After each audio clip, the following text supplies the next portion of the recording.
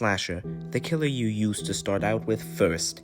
He's very powerful in his own rights, yet he still gets underlooked by a lot of people. Many people don't even know his further techs, how to effectively use them. And this video is both a guide, breakdown of his stats, some techs, and at the end I'm gonna talk about if Slasher needs a buff or a nerf. I also want to keep him balanced, so for both pubs and competent players, so that it's both fair and enjoyable on both sides. Let's start off with Slasher's stats. He has 110 stamina, just like every other killer. He has 28 run speed and 9 walk speed, and also having the lowest terror radius. Slasher's a rushdown killer. All of his abilities, besides one, only work from close range. And now let's get into his abilities. Slasher's slash is a slash where he slashes in front of him. That rhymed. It does 20 damage and inflicts bleed 1 for 5 seconds and has a cooldown of 1.9 seconds, which is the second lowest right behind John Doe. The windup is 0.2 seconds, and the linger is 0.25 seconds. He also has the unique property of being able to hit multiple people with his slash, as many killers can't do that. Behead makes Slasher slash in front of him. If you're sprinting, it can even make you lunge for short distances. It does 25 damage and can also hit multiple people. If you miss or hit your behead, you will be inflicted with slowness 1. But if you hit, the survivor will be inflicted with helpless for 8 seconds, which stops them from using any abilities. Gashing Wound swings in front of you with a small range, but if you hit, you will do 50 damage and will be granted invincibility shortly after, with end lag. Raging Pace makes Slasher immune against any stun. It also makes his speed be 19. He regenerates stamina in this mode, but it's capped at 70. The damage between some moves are buffed, and he also highlights survivors. His base slash now deals 25 damage and still inflicts bleed 1. Behead now does 35 damage but still gives the same effects. Gashing Wound now does 70 damage and absolutely destroys the HP of survivors. This is best used to punish. Now with Slasher's entire kit covered, how about we start moving on to techs and how to use your abilities efficiently. The Raging Pace Wall Slide tech. It's really good and helpful against loopers, as it makes you go slightly further, but that alone can make a big difference. Now I don't have a match of me using this because for some reason I didn't get looped, which is surprising considering that's Slasher's weakness. Then there's the Gashing Wound Behead combo. As you can see, it's using Behead right after Gashing Wound to skip the end lag and also get right behind your target. This is also really good because it doesn't inflict slowness, so even if you don't hit it, you still have a massive advantage. Now I'll be going over every good way how to use each one of your abilities, including your base slash, and how you should go about killing survivors, and matchups and priority in general. So, the best way to use your slash ability is to just constantly use it.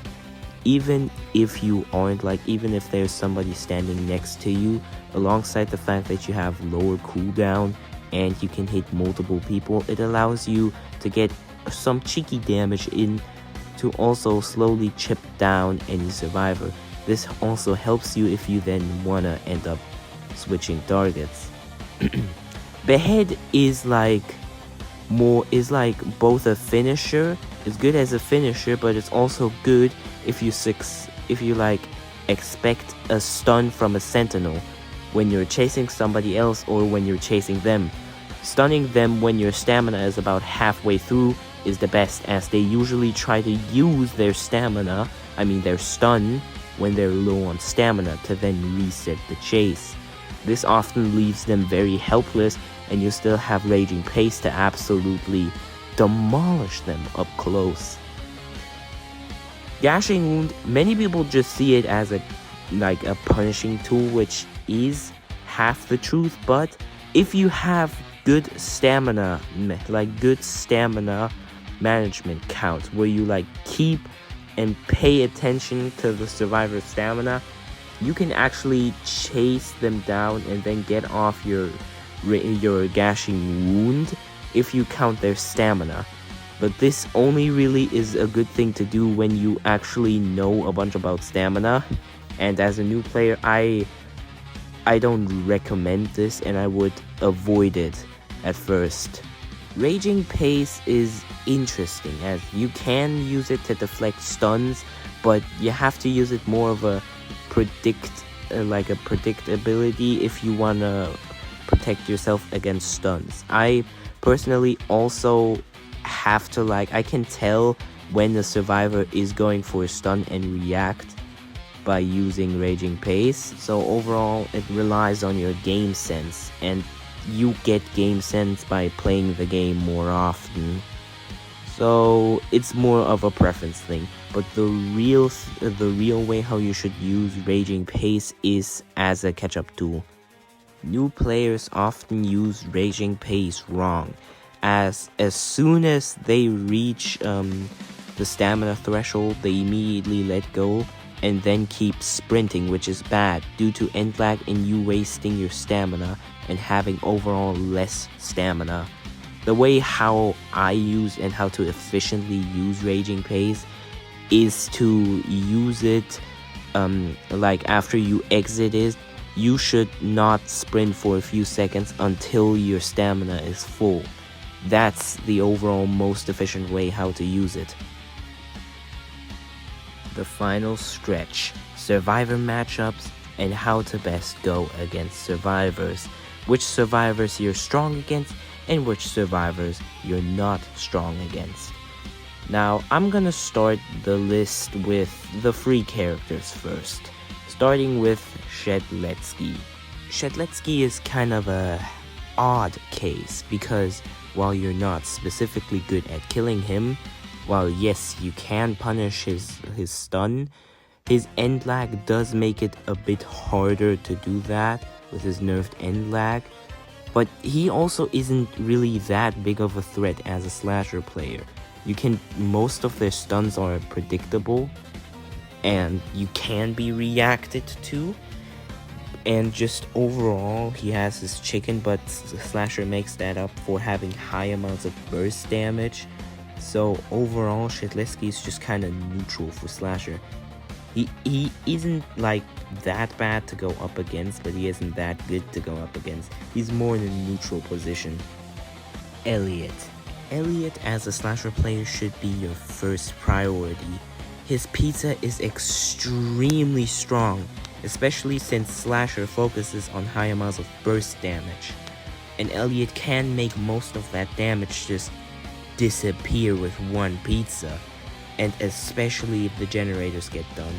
Elliot in the early game is the weakest because he only has speed 1 rush hour and that's the easiest time to kill Elliot. But it's also hard because you have to keep in mind teammates. It's also good if you just discourage the Elliot from throwing pizzas at you. As long as they don't contribute big time to the chase, you should go after Elliot to at least scare him off and then switch targets while the other survivors try to help him. Attacking multiple survivors is also a way how to avoid Elliot being capable of healing your one target, as if you hit multiple people due to Slasher having high burst damage, it's very hard for the Elliot to heal up everyone. Noob is even easier to kill than Elliot. The reason why Noob is so easy to kill as Slasher is simply because of the fact that most of his tool is useless against Slasher. Bloxy Cola only really, it doesn't help him that much due to how fast Slasher is. It's only really effective if you have a bunch of distance from Slasher, which is Slasher's #1 weakness. Noob overall also just gets hard countered because his only close-up defense ability, being Slate Skin, is so easily exploitable by Slasher because he can use Behead to help this Noob go in Raging Pace and then Gashing Wound him. Even if you don't have Raging Pace or Gashing Wound, beheading him still allows you to get like a free M1. Because if you just count down the seconds, it is just nothing more than a free M1. Ghostburger doesn't really do much against Slasher, especially in Chase. It's only really good for hiding himself in LMS, but it's only really like temporarily helping him. He still is very weak against Slasher due to his like 90% of his kit not being effective. Bloxicola is the only thing somewhat effective against Slasher. Jane is another survivor that just sucks against Slasher. While her crystal pitches can be landed consistently, her hatchet cannot be landed against Slasher. Due to how much wind up it has, a Slasher can easily Raging Pace and then Gashing Wound to do maximum punishment. While yes, she has Shatterpoint and Shatterpoint is useful, she can't get a stun off, and that's like the main thing of her kit. She can't stun Slasher as long as he just uses his brain cells and uses Raging Pace. Jane is very bad and even worse than Noob against Slasher. Ooh, now it's getting a bit harder. Builderman overall is a big and non-big threat to Slasher. The reason why Builderman is a big threat in the first place is obviously because of the Sentry. Depending on where he places the Sentry, it can straight up ruin chases. But as soon as the Sentry is destroyed, Builderman is just weak. He can't do much. His dispenser as well just provides a bunch of value. And overall, Builderman together with Elliot should be one of your main priorities due to their supportive abilities. They can stop chases, they can continue chases, and they can heal teammates as long as you let them like have a little bit of a butterfly effect it is. Like for example, if you let Elliot alive long enough, the generators will be done and he will heal a lot. If you let Builderman alive, he'll build his dispenser and Sentry. So basically, Builderman is a top priority. 7 and 7 he has barely any abilities to even like live long in a chase with Slasher. I'd argue that Jane even has better survivability due to Shatterpoint. 7 and 7's clone is not useful due to the fact that Behead is capable of skipping kill animations and just overall damaging multiple players.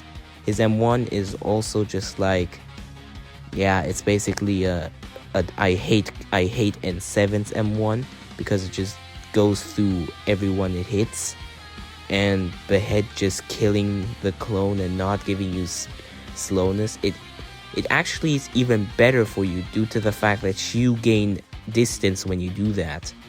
The only way for N7 to be remotely even a threat is if he is able to teleport away from you.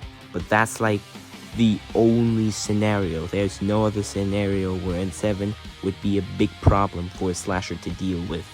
2-time after they them got nerfed is like really easy to kill. After they/them got gutted, it's really hard for they/them to actually accomplish something meaningful to the team. As long as they/them don't have the element of surprise, they/them are pretty useless.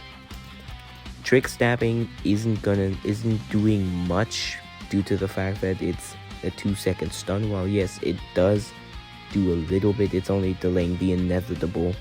Especially with how much end lag base dagger has, they really gutted 2-time. Despite Guest and Slasher having lore together, Guest is very weak against Slasher too, and that's simply because of how his block was changed. Because back in the day, as Slasher, you were terrified to even do one thing in front of a competent Guest, but now you just kinda spam Behead and use Gashing Wound. due to the fact that he can no longer block them. So that's like very, very strong for Slasher. Like, Guest can't really block much. His knockback sure is useful, but if you like on a predictable knockback spot, you can always use Raging Pace to just negate the knockback. So overall, Guest is not really that strong against Slasher. Not to mention the fact that Slasher also just makes one of Guest's passives useless, that being his hit priority passive. It's just useless due to the fact that Slasher hits multiple people at once. Taff is very annoying due to the fact of how much slowness capability he has mixed together with his subspace trip mine. Taff is very annoying to go up against as a Slasher. While you already have your other priorities, meaning that Taff will guaranteedly be able to set up his nest, because you have other priorities. Yeah, it's gonna be very annoying. The best way to deal with Taff is to be aware of common tripwire placements. That's the overall best way to deal with Taff as a whole. There's not much you can do to counter him. And if you get hit by a subspace, you best hope that the Taff doesn't have a Bloxy Cola, or else he's gonna drink that and be gone. Okay, now we're starting to get into Slasher counters. Dusakar is very powerful against specifically Slasher. Due to the fact that he can give range support, that makes him extremely strong against Slasher. The other supports have to put themselves, most of them, have to put themselves in a somewhat risky situation to help their teammates. Dusakar does not have to do that. He can stay safely outrange, boost his teammates, and slow down you. Not to mention that Dusakar has the ability of shield protection. That is powerful because Slasher's strongest ability is burst damage, and Dusakar just lowers his burst damage and makes it be weak.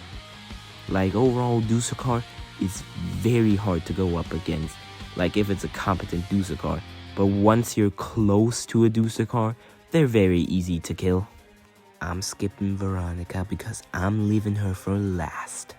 Chance is an absolute counter against Slasher as well, due to the fact that he has the ability of ranged stunning, which is the counter against Slasher if a character is capable of maintaining range. Chance overall doesn't have to put himself in dangerous position, unlike other Sentinels. While yes, he won't get rewarded as much, that doesn't really matter considering the fact that stun still, a stun is a stun and will still help a lot for the person that's being chased. He's not putting himself in any risk and it's just overall very safe. But as soon as you can get close, he's very easy to kill. Not to mention that you can easily react to his flintlock due to how much windup it has. Then we have Slasher's kryptonite, Veronica. Oh my god, do I hate Veronica. Now, trust me, if you want to win more matches as Slasher, trust me on the fact that you have to kill a Veronica before they can set up their spray paints. Because if they get that off quickly, you're genuinely cooked. Not only can they heal mid-chase, which allows them to live longer and to push through your high burst damage, she has skateboards to just skate across the whole map. It's very hard for Slasher to even catch up, and depending on if they have crazy spray spots, you have to walk 1,000,000 miles and take a big detour in order to get that spray. And the Veronica is already on the other side of the map. She's very hard, and the person you should go after first every match. We're at the end of the video now. Now, before I finish this, I'm gonna say my finishing thoughts on how Slasher's balanced. Slasher overall is balanced. It's just Slasher excels in close range, but in trade-off, he doesn't have any projectiles or anything. I do think that a buff that could be given to Slasher is the fact that people who have distance are just kind of unkillable. I do have a bunch of maps where I couldn't win because of people just because of big maps like Yorick's resting place, and it was impossible for me to actually catch up. So I would say if I had a buff for Slasher, it would be to Raging Pace, and that the further a player is away, the faster your Raging Pace gets. This would also then keep its balanced original state as well, but just being a bit faster the further your target is away. Anyways, thank you for watching, and thank you that you decided that I am worth your time. You don't have to subscribe. It would be nice if you would, but it's your decision.